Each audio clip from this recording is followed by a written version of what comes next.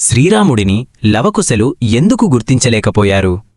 రామాయణంలోని ఉత్తరకాండలో లవకుశల కథ అత్యంత ఆసక్తికరమైనది మరియు భావోద్వేగపూరితమైనది. లవకుశలు తమ తండ్రి శ్రీరాముడిని ఎందుకు గుర్తించలేకపోయారు మరియు ఆ యుద్ధం ఎలా జరిగిందో ఇప్పుడు తెలుసుకుందాం. సీతాదేవి అడవుల పాలైనప్పుడు ఆమె వాల్మీకి మహర్షి ఆశ్రమంలో ఆశ్రయం పొందుతుంది. అక్కడే ఆమెకు లవకుశలు జన్మిస్తారు. వారు తమ తండ్రి ఎవరో తెలియకుండానే పెరిగారు. వారు తమ తండ్రిని గుర్తించలేకపోవడానికి ప్రధాన కారణాలు ఇవే. వాల్మీకి ఆశ్రమంలో అజ్ఞాతవాసం. సీతాదేవి తన ఆత్మాభిమానం కోసం తన పిల్లలకు తండ్రి పేరును వెల్లడించలేదు. వారు కేవలం వాల్మీకి శిష్యులుగా, వీరకుమారులుగా పెరిగారు. వాల్మీకి మహర్షి వారికి సకల విద్యలతో పాటు రామాయణాన్ని గానం చేయడం నేర్పించారు. కాని ఆ కథలోని నాయకుడు తమ తండ్రియే అని వారికి నేరుగా చెప్పలేదు. అశ్వమేధయాగం యుద్ధానికి నాంది. శ్రీరాముడు చక్రవర్తిగా అశ్వమేధయాగాన్ని నిర్వహిస్తాడు మరియు యాగ అశ్వాన్ని దేశాంతరాలకు పంపిస్తాడు. ఆ గుర్రం ఎవరి రాజ్యంలోకి వెళితే వారు రాముడికి లొంగిపోవాలి లేదా యుద్ధం చెయ్యాలి.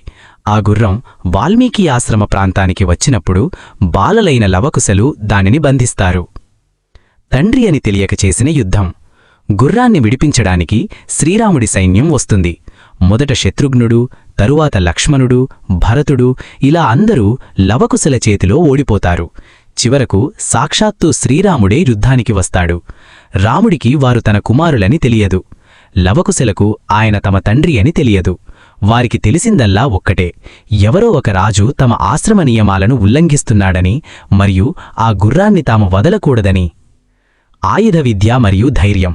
వాల్మీకి వద్ద వారు పొందిన శిక్షణ ఎంత గొప్పదంటే, ఎదురుగా ఉన్నది సాక్షాత్తు భగవంతుడని తెలిసినా భయపడని వీరత్వం వారిలో ఉంది.